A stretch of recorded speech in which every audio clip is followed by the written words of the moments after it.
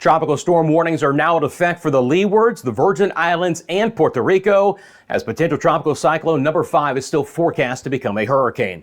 I've got all the newest information for you right now. This is Meteo Mundo. Hi everyone, Rusty back here at Meteo Mundo. Nice to see you on a midday Monday. This is certainly going to be a 2-video day for us here. Coming up in this video, I've got all the newest information on potential tropical cyclone number 5. We'll look at the 11 a.m. Atlantic Standard Time advisory, get into all of the newer warnings that have been issued, and of course, we'll look at all the models, the potential track, and the impacts. We'll cover a little bit of the Caribbean and the Bahamas in this video, but I will be back on later tonight in the early evening with another update from the 5 p.m. Atlantic Standard Time advisory on PTC number 5. I think a lot's going to change between now and then we'll also deep dive into the forecast across the rest of the Caribbean and the Bahamas. Our radar live stream will return after this video, so if you go to our live tab, you'll see our weather computer running in real time, live radar, live satellite, live tropical tracker, live wind gusts in your area, and then I will be on live streaming portions of Tuesday and Wednesday, and we'll get into those details coming up as well. But let's get into what's happening right now. So we still have PTC number 5, all right? Hurricane reconnaissance aircraft have been investigating this. They still haven't found a true low-level center of circulation. That's why we don't have a tropical depression or a tropical storm. Note that there has been better organization of some of the thunderstorms right now, but it still has not wrapped up and consolidated near that kind of broader center right now. That is still forecast to happen, but the news is still not bad because this is racing off towards the west right now, and the longer it takes to wrap up a low-level center, the potential for it to be a little bit weaker in the Leeward Islands. Now, it's still forecast to become a tropical storm by then, but the fact that we haven't wrapped this thing up as of yet is good news. By the way, the numbers that you see on your screen, those are wind gusts, so we've already had some fresh winds and even a little bit of rain moving to portions of the Leeward Islands and the Lesser Antilles in general. So let's break down the 11 a.m. advisory from the Hurricane Center on PTC number 5. Winds are 35. If we had a true low-level circulation, we'd have a tropical depression, but we don't. That's why we still have a PTC. Pressure's 1,010 millibars. It is hauling west. It's like trying to drive to the Leeward Islands. It's moving west at 26 miles an hour. That's 43 kilometers, and is located 435 miles or 700 kilometers from Antigua. This is the track from the Hurricane Center as of the 11 a.m. advisory. Again, still forecast to become a tropical storm over the Leeward Islands and directly impact the Virgin Islands and Puerto Rico as well. The track has shifted slightly farther south and west. Now, in these areas, it's still forecast to be a tropical storm, but as it merges into the Atlantic and begins that recurve north, it is still forecast to become a hurricane. And down the road early next weekend, we'll have to discuss how this could impact our friends in Bermuda. Again, we can already start to see that on the far western extent of PTC number 5, we already have some showers racing in. This is the visible satellite imagery. I'm noting very good outflow on the northern side, still a little bit of drier air. It's still an elongated system, okay, but there's a lot of moisture ahead of it, and that's really not that bad for the system, right? It's not going to impede it. What really has to happen is we have to have what we call upper level divergence, and that should happen in the next 24 hours to allow the low pressure to vertically stack. And once that happens, then you're going to get what could be a rapidly intensifying system. I'm going to throw on the infrared satellite imagery on top of this.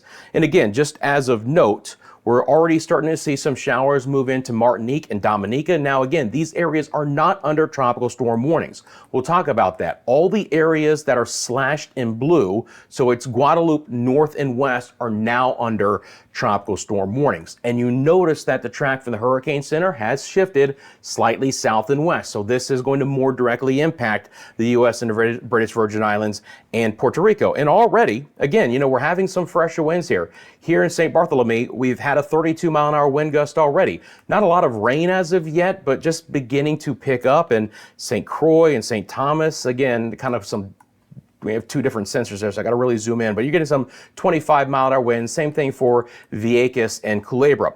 Now, when we look at the plot points here from the Hurricane Center, again, they're weaker in the Leeward Islands compared to this time yesterday because we haven't had that low-level center form. So it's still forecast to become Tropical Storm Ernesto over the Leeward Islands, but hopefully a minimal storm. Still going to have some impacts. Still a lot of things to, talk about hazard-wise, but let's hope we don't get the stronger winds.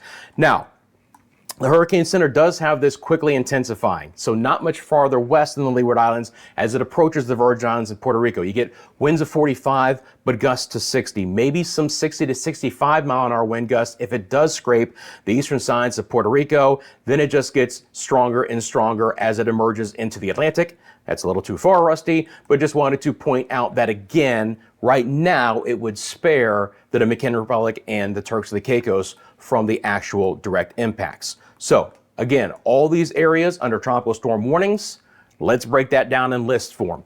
Again, all the watches replaced with warnings. That means tropical storm conditions are likely in these areas in the next 36 hours. They are Anguilla, Antigua, Barbuda, St. Kitts and Nevis, St. Martin and St. Martin, Saba, St. Eustatius, St. Bartholomew, Montserrat, Guadeloupe, the British Virgin Islands, the U.S. Virgin Islands, Puerto Rico, Vieques, and Culebra. Those are the islands just east of the mainland of Puerto Rico. As we get into the forecast portion of this, friends, again, I appreciate you guys liking this video. Thank you to all of my loyal subscribers. Welcome to all of our newer subscribers. Thank you for joining our Meteo Mundo weather community. And if you haven't yet, click that subscribe button right now. You want these latest forecasts on what's going to be Ernesto and the daily forecast across the Caribbean and the Bahamas, of course, as well. Thank you for sharing this with your family and friends. And thank you for finding ways to support me here. So we'll look at the European model first. And again, this is still a weaker system on the European model. Timeline's going to be about the same here. I think the models overall are still a little bit slow. Again, it's moving at 26 miles an hour right now, 43 kilometers. It will slow up a bit as we start to see that core begin to emerge here, but still around 20 miles an hour is not out of the question. A weaker system over the Leeward Islands beginning to wrap up over the British Virgin Islands, U.S. Virgin Islands, and Puerto Rico. So again, the European model is slightly west, and certainly the GFS model is as well. Now again, yesterday this was much farther north and east, but the GFS does have more direct impacts over Puerto Rico. It's slightly even farther west, okay? So the Hurricane Center with the latest run of the GFS has kind of discounted the farther west movement. Once we get the newer full 12Z model run coming in for the afternoon video, I'll be showing you that, but it's a little bit farther west. But overall, the models have slid this slightly off towards the west, which is why you see the Hurricane Center do that as well. If I throw on our tropical models, okay, now again, there's two reasons why, and let me get back over to this satellite presentation because it's just a little bit easier to see. There's two reasons why you're going to notice this envelope of models is slightly south and west from where they were this time yesterday. A faster moving storm, number one, and a weaker storm, number two. Until that low-level center vertically stacks, the mid-level trough, which is going to try and yank it north, will not really be able to influence the storm. If it's just surface-based right now, it's going to run underneath that trough, and it's basically going to be picked up by the easterly trade winds. So that's why it's a little bit farther south and west. So once the system really develops, we're going to see a quicker turn to the north. Is that going to happen over the northern Leeward Islands or the British and U.S. Virgin Islands? Or is it going to happen over Puerto Rico or maybe even over the Mona Passage?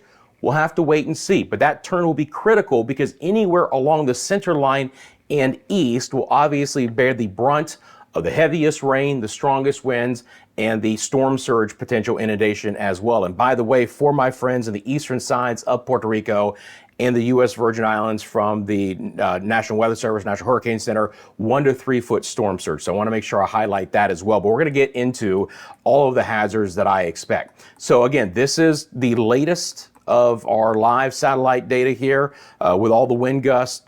Very, very windy day. Weather conditions will still be okay the majority of our Monday, but they're going to really start to go downhill late tonight and obviously throughout the day on our Tuesday. So now let's get into the models. We'll start off here with the GFS and look at the reflectivity. Now again, the latest run of the GFS is a sloppier system farther west, okay? So I'm going to show you the GFS. We'll also look at the NAM as well. So again, not really truly wrapping up over the Leeward Islands, but very squally weather. There will be some sustained winds of over 40 miles an hour, but some higher gusts. Fairly good rainfall, despite the fact that we're going to have a fast-moving system.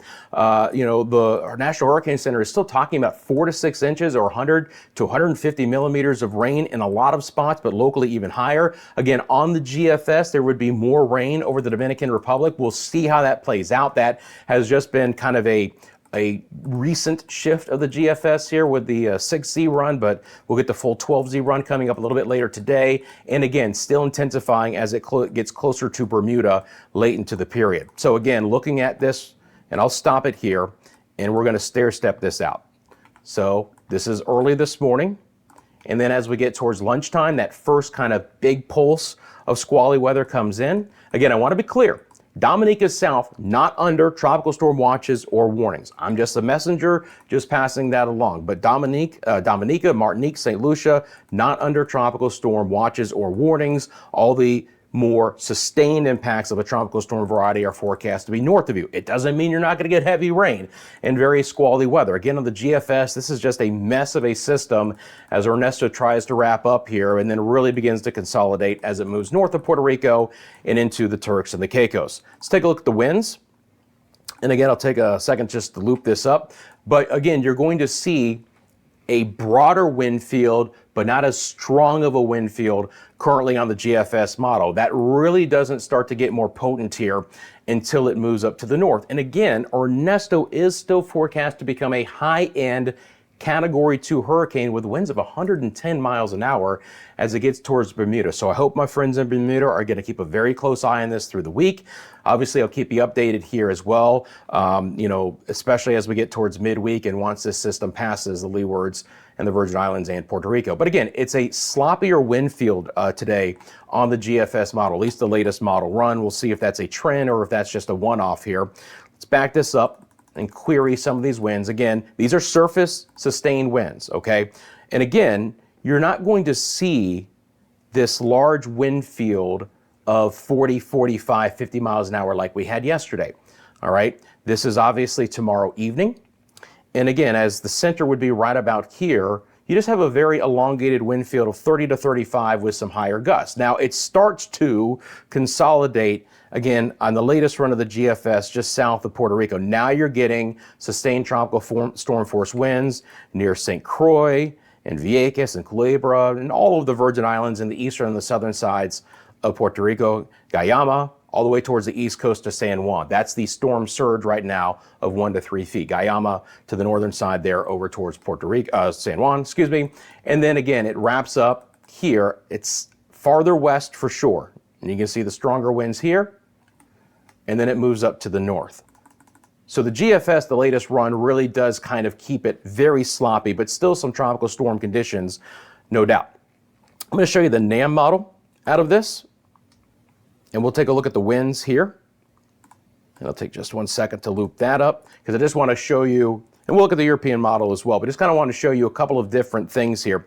Now the NAM is a little bit closer to the GFS of yesterday and a little bit closer to the European model as far as track. The intensity is going to be a little bit more like yesterday as well. It's going to drive in stronger winds towards Montserrat and St. Kitts and Nevis and Antigua and Barbuda and Saba, St. Eustatius, and Aguila, places like that. So the NAM is just a little bit stronger overall. Again, timing would be for the weather to continue to go downhill tonight through tomorrow. This is tomorrow at 5 o'clock. And again here, my query tool will cooperate. If my query tool will cooperate, you're going to see, why does it drop off like that sometimes? It can get really annoying. Hang on. Dear Lord, please cooperate. Ah, good Lord. All right, I guess it's not. Anyway, did you see that there were about 40s? Hey, it popped back on. 40 to 45. I think it likes to play with me sometimes, honestly. I can't tell you why it does that and why it doesn't sometimes. But 40 to 45 through Antigua and Montserrat. Again, these are sustained winds. These are surface level winds. So these would certainly be solid tropical storm conditions. Guadeloupe north. Here comes the stronger winds towards portions of the British Virgin Islands, St. Thomas and St. John especially. Now towards Virgin Gorda, right, and Tortola.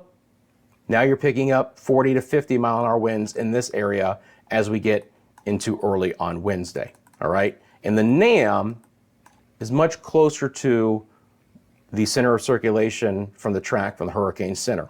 And just like all the other models, begins to rapidly intensify Ernesto as it moves away from Puerto Rico. But on the NAM, we would have more direct wind impacts for the Leeward Islands, especially the British and the Virgin Islands and portions of Puerto Rico. Again, we're going to be razor thin here, slicing where this storm moves and how quickly it develops in these areas. All right. So now let's get into some of the individual hazards. Obviously, the waves are going to be kicked up significantly. Boating should basically not be existing right now. We should all be in port, especially on the Atlantic side, especially on the eastern sides of these islands, the Leeward Islands, the Virgin Islands, and Puerto Rico. Obviously, safe harbor is where you're going to want to be with that. Let's talk about the rest of the impacts, okay? And this is direct official messaging, okay? So rainfall, 4 to 6 inches of rain, that's 100 to 150 millimeters, is expected in the Leeward Islands and the Virgin Islands. There will be higher amounts than that. 3 to 6 inches, but a maximum of 10, that's 250 millimeters for Puerto Rico. Why is Puerto Rico higher than Leeward and the Virgin Islands? I don't know, but that is directly from the National Hurricane Center.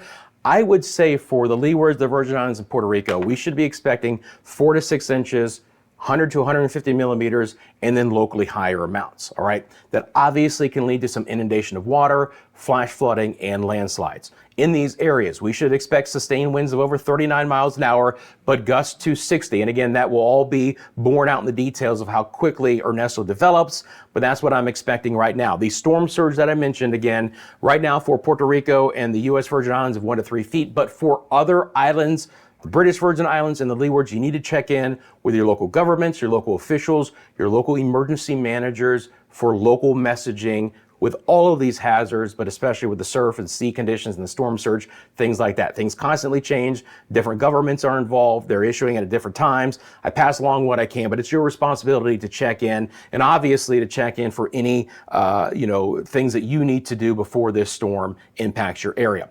Large swells, 8 to 12 feet. That's 2.4 to 3.7 meters, and obviously dangerous surf conditions as well. If we look at the rainfall totals on the GFS, again, they're going to be skewed, right? So they're going to be very skewed off to this area because the GFS kind of has what's going to be Ernesto kind of going through the mode of passage, really. It's a far western outlier right now, but if we take these numbers and we move them east to where most of the models are, you can see that we could have that 8 to 10 inches of rain. It's not out of the question. I'm discounting right now, but just to show you, I'm discounting what the GFS is bringing here because even with a sloppier system, we're probably going to have more heavier rain. And again, it drives even more towards Martinique. So it's just a farther south and west track, but you can see along that track that we get those 6 to 8 inches of rain. We get the 150, maybe 200 millimeters of rain. It's going to be a wet system, and this is still moving more than likely over 20 miles an hour when it comes through these areas. All right, so back over to the track because we now want to talk about what's going to be happening from here. It is still forecast to become a hurricane in these areas as it gets into the open waters of the Atlantic. As it becomes more vertically stacked, it becomes more influenced by that the weakness in the mid-level ridge, which should shove this north and west. Now, unfortunately, the center line begins to get close to Bermuda late Friday and early on Saturday as a Category 2 hurricane with winds of 110 miles an hour. That's teetering on Category 3. It is not out of the question that somewhere near Bermuda, Friday, Saturday, we're talking about a high-end Cat 2 or low-end Cat 3. If we look at the European ensemble members, they're still lighting up like a Christmas tree. And again, showing that what will be Ernesto does rapidly intensify. What we want to hope happen is either the ridge doesn't have as much influence and it threads the needle between the United States East Coast and Bermuda located here, or we have a faster recurve. The best scenario is we recurve it east of Bermuda because then Bermuda would be on the weaker western side. But for right now, there's a lot of tracks that take it close enough to Bermuda where direct impacts could be expected. This is the GFS ensemble members. And again, weaker system over Puerto Rico, beginning to intensify. More members pick up on the strengthening here. There's our friends in Bermuda. The GFS is slightly east of the European model, but obviously still has potential direct impacts for Bermuda Friday and into Saturday. When we look at the spaghetti plot tropical models, again, I showed you the lines. Now we look at the intensity, and again, impacting the Leeward Islands, Virgin Islands, Puerto Rico, Tuesday, Wednesday, so you can see your time frame here. Pretty much all of them have it as a tropical storm. So nothing is trying to pulse this up into a hurricane. So again, all tropical storm conditions are likely, nothing more than that. And hopefully a weaker storm. But we gradually and then quickly start to see a lot of the models go above hurricane strength. Cat 1, Cat 2, a couple flirting with Cat 3. So we'll see how that plays out down the road. But again, Friday, Saturday, this is your timeline with potential impacts towards Bermuda. Friends, of course, you can find me across all of social media, Instagram, TikTok, X, Facebook. You want to send me a picture or video, it's mymediamundo@gmail.com. Love to hear from you guys. Drop in the comment section below where you're viewing from. You have a specific question about the forecast, you can drop it down there as well. I'm happy to answer it. Hopefully this video answered a lot of your questions. Again, our live radar will be coming back. You can tune into that during the day. And then I will be back later tonight after the 5 p.m. Atlantic Standard Time advisory with all the latest information. And then we'll be doing some lives. I'll see you on Tuesday, Wednesday with that as it gets a little bit closer to the Leeward Islands, the Virgin Islands, and Puerto Rico. Friends, until then, have a great Monday. But I'll see you very soon with all the newest information right here at Meteo Mundo.